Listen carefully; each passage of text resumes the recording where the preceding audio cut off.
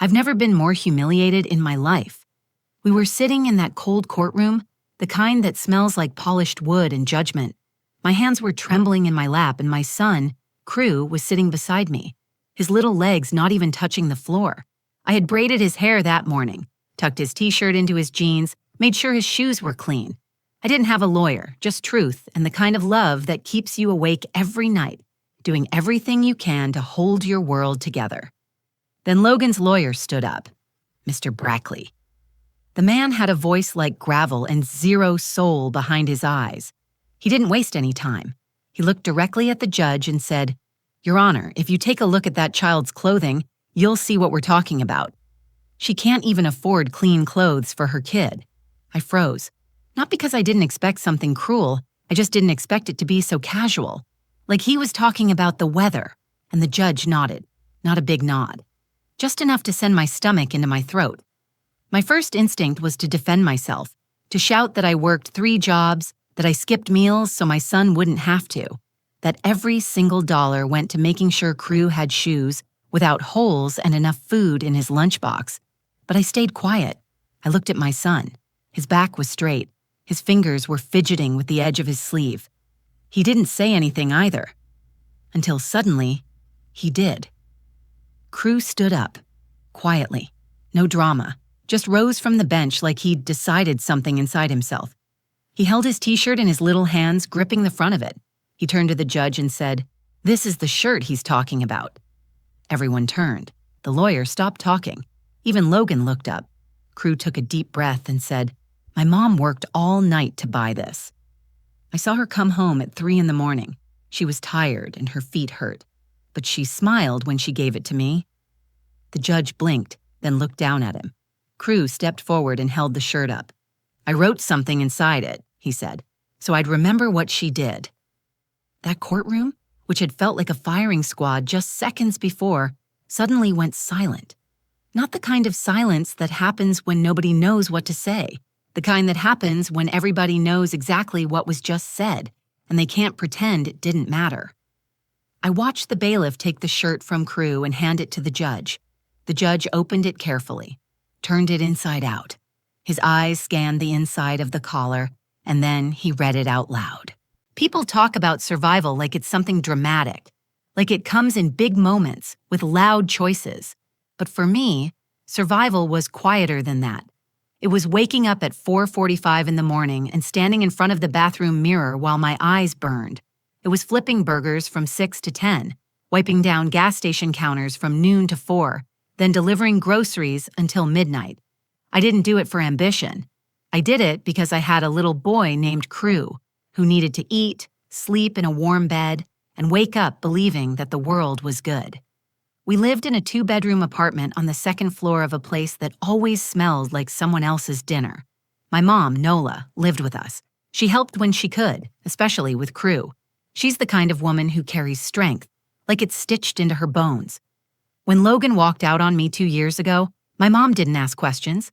She just moved in and started making coffee at 5 a.m. and folding laundry when I came home too tired to lift my arms. I didn't have much, but I had Crew, and I had love. Crew is 7. He has this soft way about him, like he sees things other people miss. One time, I dropped a can of green beans in the grocery store and someone laughed behind me. Crew reached down, picked it up and said, "It's okay, Mom. Sometimes your hands need help." That's just who he is. The night before the custody hearing, I barely slept. Not because I was scared I'd lose. I already felt like I was losing every day, scraping by, running on fumes, doing everything I could to build something stable with nothing but minimum wage and willpower. Logan had a good job, finance. He wore watches that cost more than my rent. When we were married, he liked the idea of being a dad, as long as it didn't interrupt his schedule. He bailed after I caught him messaging a coworker late one night. Said I was too much, said I made him feel small. Then he moved across town, got a lawyer, and decided that part-time parenting didn't suit him anymore. He wanted custody now, full custody. He didn't actually want to raise Crew, he just didn't want to pay child support. I knew that. Everyone knew that, but money makes people look more competent than they really are, and I didn't have money. The courthouse was gray. The walls, the floor, the faces. Crew wore his favorite t-shirt, the one I'd worked extra hours to buy, the one with the soft cotton and the little space rocket on the sleeve. I had stitched the small tear in the side seam by hand. He liked it because it felt lucky. As we walked into the building, I looked down at him. He squeezed my hand and smiled, like he could tell I needed courage more than he did. "I brought the paper," he said. "What paper?" I asked, distracted. "The one I put inside my shirt," he whispered, "in case they don't understand." I didn't ask what he meant. My heart was already tight in my chest. I didn't think I could take any more emotion. My mom waited outside the courtroom doors. She wasn't allowed inside since she wasn't part of the case. She held my shoulder and looked me in the eyes. "You raised him right," she said. "That's the only evidence you'll ever need." Inside the courtroom, everything felt colder. The air, the silence, the way people looked through you instead of at you. Logan was already sitting with his lawyer. He wore a pressed shirt and a tie with little anchors on it. He didn't glance our way. Mr. Brakely, his lawyer, had a pile of folders and a smugness that made my skin itch. I sat down beside Crew, hands clenched in my lap, knees close together. The judge entered. Stern, older, silver-rimmed glasses. Judge Elwood. He looked like the kind of man who didn't miss much, but also didn't hand out sympathy. My name was called. The hearing began, and every cell in my body screamed at me to run, but I didn't. I sat there. I breathed slowly, and I prayed that somehow the truth would be enough. All I had was my son, my story, and the shirt on his back. What I didn't know was that the smallest voice in that room was about to speak the loudest. It started quietly, which somehow made it worse. Mr. Brakely stood and adjusted his suit like he was preparing for a corporate presentation, not a hearing about a child's life. He walked with the confidence of a man who never questioned if the room belonged to him. When he began speaking, his voice was smooth, practiced. He had done this before, and he was about to show everyone that I didn't belong there. "Your Honor," he began, turning to Judge Elwood with a respectful nod. "What we're dealing with here is not just a difference in parenting styles. It's a case of an unstable environment, an overworked single mother unable to meet the basic needs of her child." I felt my hands tense in my lap. My heart thudded faster, but I kept my face calm. Crew sat beside me, swinging his feet gently. I reached over and touched his knee, just to remind him and myself that I was still here. Brakely went on. He talked about income levels, my part-time job record, the small apartment, and how I had moved 3 times in 2 years. He made it sound like chaos, like I had failed to provide a consistent home. But he left out the part where Logan had stopped paying child support for 5 straight months and left us scrambling. Then he pulled out photos, printed copies of images taken from Logan's brief visits. One of Crew wearing his favorite old hoodie with the tear in the sleeve. Another of our living room where the couch doubled as my bed. A third of Crew at school, shirt slightly wrinkled, holding a peanut butter sandwich. "These are not the markers of neglect," I whispered to myself. "These are the signs of a mother trying her best." But Brakely didn't pause. He pointed to the photos as if each one were a courtroom dagger. "Your Honor, this child deserves stability. A home where dinner isn't an unanswered question. Clothes that are new, clean, and properly fitted. And most importantly, a parent who isn't barely surviving." I wanted to stand up. I wanted to shout that I was more than surviving, that my son had never once gone to bed without knowing he was loved, that I chose to work overtime so he could have notebooks for school, not because I was careless, but because I refused to let my struggle become his. But I didn't speak, because something in me said that if I defended myself, it would look like I had something to prove, like they were right. So I sat there, and I let him keep going. He brought up Logan's salary, his stable career, his safe home. He emphasized how Logan had a guest room ready for Crew and had recently started seeing a child therapist to prepare for full custody. That part nearly made me laugh. Logan preparing to be a full-time father by scheduling a few therapy sessions felt like setting a dining table in a house with no walls. It looked nice on paper, but it wasn't real. Judge Elwood listened without interruption. He scribbled notes in the margins of a yellow legal pad. He didn't show any emotion, which made me even more nervous. Then Brakely delivered the final blow. He held up the t-shirt. It was Crew's, the very one he was wearing that day. I didn't know how they got the photo of it, probably from a school drop-off or one of Logan's supervised visits. It was simple, soft gray with a little design near the hem. The collar was a little worn. There was a small stain near the bottom, barely visible unless you were looking for it. "This is what the child is regularly seen wearing in public," Brakely said, his voice full of pity he didn't mean. "Stained, stretched, and clearly overused. If a parent cannot afford clean clothes for their child, how can they be expected to provide emotional and developmental support?" There it was, the accusation that cut deeper than any of the others. Not because it was true, but because it wasn't. I had bought that shirt after working 3 overnight shifts. I had searched for something soft, something warm, something Crew would like. I had skipped groceries that week to get him that shirt. I had folded it gently on his bed the night I brought it home. I had watched him smile and say, "Thanks, Mom, it's perfect." Brakely used it like a weapon. I looked at Judge Elwood. He nodded slightly, processing the statement. He didn't say anything, but that nod made me feel like I had already lost. I didn't cry. Not then. I looked at Crew. His eyes were wide but steady. He hadn't said a word. He was just watching, taking it all in. I wanted to reach for him. I wanted to whisper something reassuring. But before I could, he shifted in his seat. He looked at me once, just for a second. Then he stood up, slowly, quietly, and I didn't stop him, because deep down, something told me this moment wasn't mine anymore. Crew stood up with both hands at his sides. His shirt looked too big on him, a little stretched from wear, with the tiny space rocket still faded but visible on the sleeve. He didn't fidget. He didn't ask permission. He just moved. I opened my mouth to say something, maybe to pull him back down to his seat, but nothing came out. My hand reached for his arm, but he was already stepping forward, his shoes making soft sounds on the polished courtroom floor. The judge looked up. So did Brackley. Logan turned in his chair, confused. Crew didn't hesitate. He held up the front of his shirt with both hands and said, clear as day, "This is the shirt they're talking about." The room paused. Nobody spoke, not even the bailiff who had spent most of the hearing staring blankly into space. "My mom worked all night to get this for me," Crew continued. "She came home when it was still dark out. Her eyes were tired, but she smiled and said she hoped I'd like it. I do." He looked at the judge.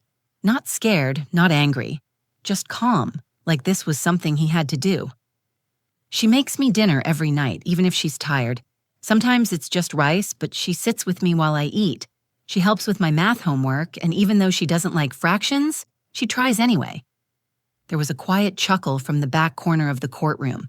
I didn't turn to see who it came from. My throat was too tight. Crew lifted the bottom of the shirt, careful not to wrinkle it too much. I wrote something inside it, on the inside part near the tag. I did it the night she gave it to me, before bed. He walked up to the bench and held the hem of the shirt out toward the judge.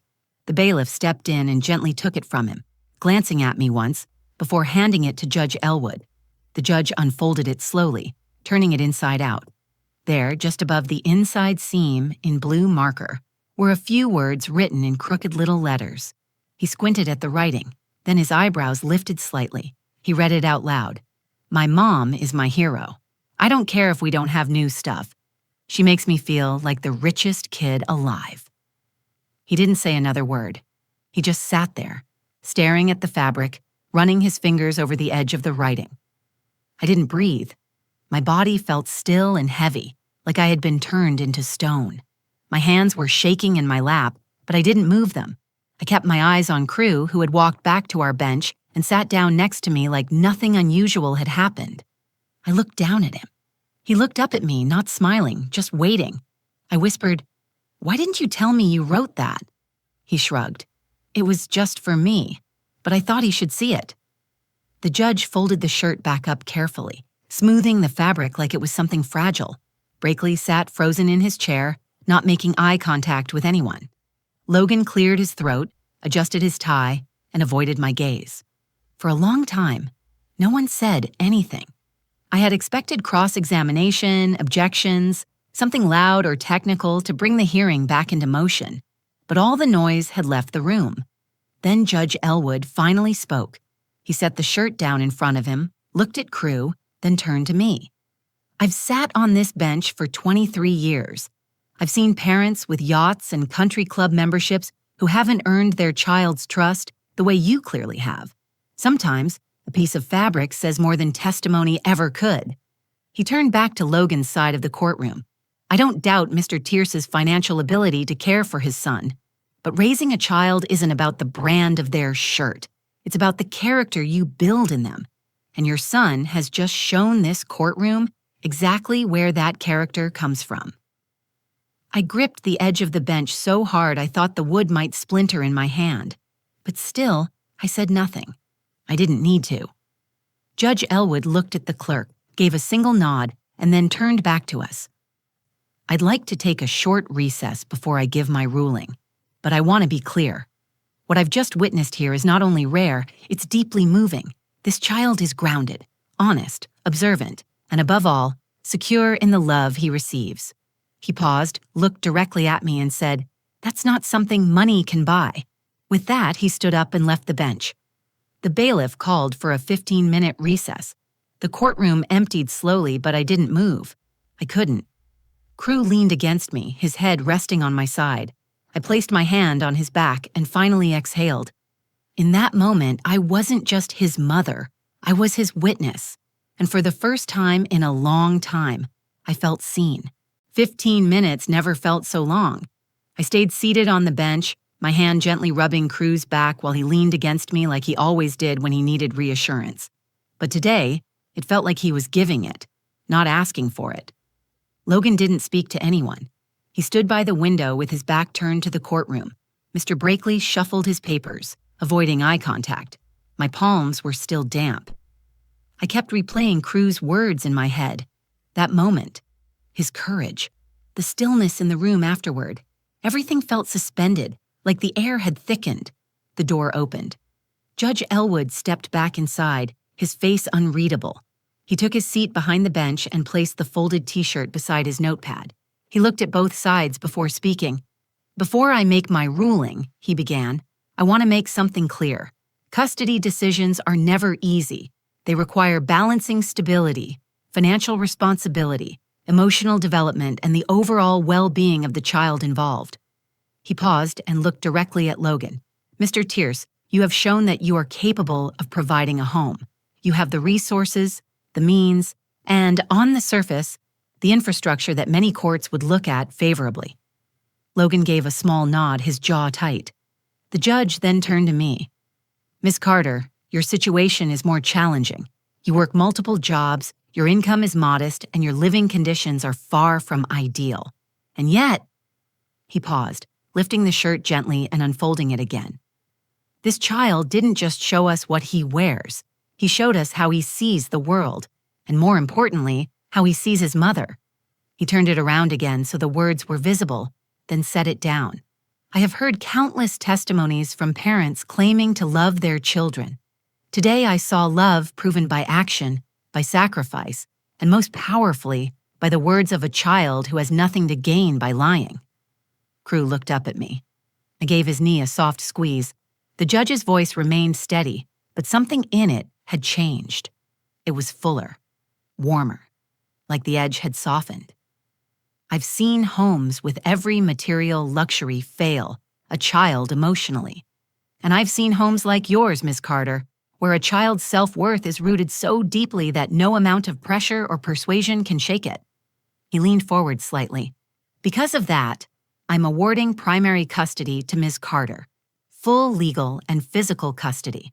Mr. Tierce, you will be granted scheduled visitation, but all transitions will take place under supervision until further review." Logan's mouth opened, but nothing came out. He sat down slowly, his face pale. Mr. Brakely blinked hard like he had just been slapped, then lowered his head and started stacking his papers without a word. I didn't move. For a moment, I couldn't even breathe. My eyes were locked on the judge, trying to make sure I heard him right. I looked down at Crew, and he was smiling. Not a big, toothy grin. Just a quiet smile that said he already knew this would happen. He never doubted it. The judge stood and prepared to leave the bench, but before he did, he turned to Crew. "Young man, I don't usually speak to children during hearings, but I want to say something to you." Crew sat up straighter, his eyes wide. "You reminded everyone here today what really matters. What you said took strength, and that strength didn't come from a shirt or a speech. It came from how you've been raised." Crew nodded once, like he understood. Judge Elwood gave him a small smile, then turned to me. "Miss Carter, I hope you find some rest. You've earned it." He banged the gavel once and exited the courtroom. I sat there for a long moment, still processing it. The tension in my shoulders began to melt and my throat finally loosened. I leaned down and kissed the top of Crew's head. "We did it, baby," I whispered. "We really did." He leaned into me and whispered back, "I knew you'd win." I laughed softly. "Number you won that for me." As we gathered our things, Logan walked past without saying a word. I didn't look back. There was no need. Outside the courtroom, my mom was waiting, her eyes scanning my face the second we stepped into the hallway. She didn't ask. She just pulled us both into a hug and whispered, "I knew they'd see it." I clutched Crew's hand in one and held my mom's hand in the other. We walked out into the afternoon light, and for the first time in a long while, I felt like we weren't just surviving anymore. We were standing on something solid, something earned. The courtroom couldn't see our dinners together, our laughter, our late-night stories, the silly songs during bath time, but they saw Crew. They saw the love. That was enough. That day, everything changed. Not because of me, but because a 7-year-old boy decided the truth mattered more than fear. That night, after the hearing, I sat on the edge of my bed while Crew played with his toys on the floor. He didn't seem changed by what had happened. He was still the same boy with chipped dinosaur figures and a stack of library books by the wall. But I was different. For the first time in years, I wasn't preparing for a fight. I wasn't checking bank balances, searching for extra hours, or bracing myself for another letter from Logan's lawyer. I was still tired, but it wasn't the kind of tired that came from fear. It was just the kind that follows release, like my body finally believed it could rest. Crew looked up and said, "Mom, do we have to go back to court tomorrow?" "No," I smiled. "We're home now." He nodded like that made sense, then returned to lining up his little plastic animals. The next morning, I made pancakes, real ones, not the instant kind. I even let Crew pour the syrup himself, which turned into a bit of a mess, but I didn't mind cleaning it up. He earned that breakfast. Later that week, a social worker called to follow up. She had reviewed the transcripts from the hearing and asked if I wanted help finding more stable housing. I said yes, not because I was embarrassed by our apartment, but because I finally had the emotional space to build something better. My mom stayed with us a while longer, even after things settled. She still woke up early and folded laundry when I was at work, but she started going on walks in the evening. She smiled more, too. I think she had been holding her breath right alongside me. People talk about justice like it's something rare, a flicker of light in a dark place. That day in court, I saw it clearly. It didn't come from a lawyer, it didn't come from facts printed on paper. It came from a child who saw the truth and believed it was worth saying out loud. Crew didn't understand the legal impact of what he did. He wasn't trying to win. He just knew the way they were talking about me wasn't right, and he wanted someone to know that. A few months after the hearing, Crew came home with a blue ribbon from school. He had written a short story for a classroom contest. The story was about a knight who protected a kingdom with nothing but a wooden shield and a big heart. The last line said, "He didn't have gold, but he had love," and that made him strong. His teacher asked me to come in and read it to the class. I barely made it through the ending. One of the parents asked afterward if I was a writer. I said, "No, I'm just a mom. But maybe being a mom is the greatest story I'll ever tell." Things aren't perfect now, but they're stable. I work 2 jobs instead of 3. Crew has a desk for his homework. We go to the park on Sundays, and every night we sit at the kitchen table and talk about our day. He still wears that space rocket shirt sometimes. I haven't washed the inside collar where the words are written. I want them to stay there, exactly as they are. When people ask me how I made it through everything, I tell them the truth. I didn't. He did. A little boy in a secondhand t-shirt stood up when I couldn't, spoke when I stayed quiet, and reminded everyone in that courtroom of something they had forgotten. That love is not loud, and strength is not flashy. Sometimes it's just a hand holding yours in a moment when you feel invisible. That's what I carry with me now. Not the pain, not the struggle, but the memory of my son's voice echoing across that silent room, the way it reached places I couldn't, the way it saved us, We didn't win because of money or perfect timing or polished words. We won because the truth, spoken from the heart, can still change the world. And sometimes it only takes a child to remind us of that. If this story meant something to you, if it reminded you of someone who's doing their best with what they have, please share it. You never know who might need to hear that love, not money, is what truly builds a home. Leave a comment below. Tell me what this story made you feel. I read every one of them, and your words matter more than you know. And if you haven't already, go ahead and subscribe to the channel. We share real stories here. Stories that hurt, stories that heal, stories that show what quiet strength really looks like. Like the video if it moved you. Share it with someone who might need a little hope today. Thanks for watching, and remember, sometimes the smallest voices carry the biggest truth.